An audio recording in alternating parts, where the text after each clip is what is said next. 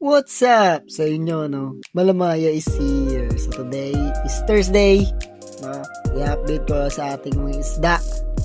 Ito nga pala yung ating mga male na acre and ating mga male na yellow galaxy glass belly, no? Nandiyan sila guys sa ating 5-gallon tank, no? And ito naman yung ating mga black Moscow na galwing ribbon, guys, no? Nandiyan yung mga fry nila, no? Turning to juvenile, no? And nagba-blacktail na rin. Sobrang dami nila dyan, no? And ang lalaki ng mga female guys ng ating mga black Moscow. So talagang ililipat natin yan sa may ating mga tab, no? Tapos ito naman yung ating mga PKBM at ating mga fry ng yellow galaxy glass belly, guys, no? Napakarami dyan. Tapos andyan pa yung ating breeder na female, no? Sineperate natin yung parents kasi nga dumadami sila, no? Ayoko ng maraming fry. Kung sino pa yung hindi inaalagaan, guys, sila pa yung dumadami. Aray ko, no? Napakarami nila, as in third batch na ata to yung kanyang in-wrap. Nasa blue tube kasi yan, guys. Tapos ito naman yung ating P-dirt, no? Balak kong i-cage na to kasi talagang kitang-kita nyo naman, di ba?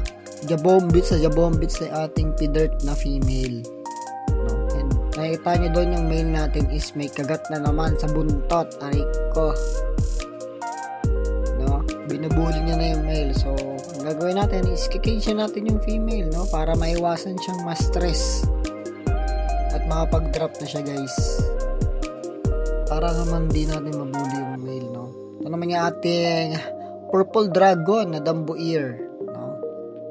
And guys, no, enjoy lang sila dyan, chill lang.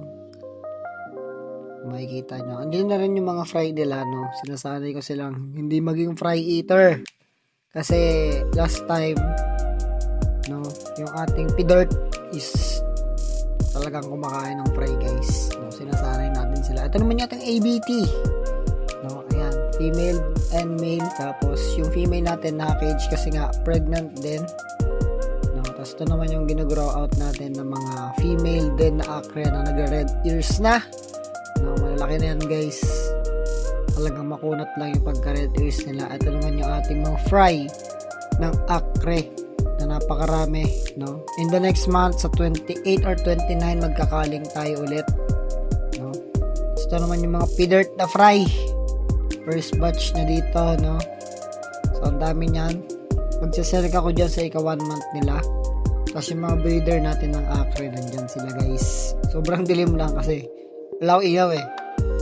So, sobrang umaga pa. So ito naman yung ating blue ivory, no? Speaking of blue ivory, aray ko, napakarami niyang dinrap. Kung makikita nyo, ayan, no? Aray ko. Ang dami niyan. Ang bala ko is ilipat sila, no? Ililipat ko sila ng lagayan dito sa may blue tub. Ayan, ready na yan. Nilagyan ko na ng tubig kahapon pa. Ay, nilagyan ko na rin ng salt. So ito, ayan, no? Aray ko, binilang ko sila, guys. Nakalimutan ko 85 or 87 pagkabilang ko. Ang dami, as in. Aray ko, saan ko lalagay yan pag lumaki na? Ayan, guys, napakarami, as in.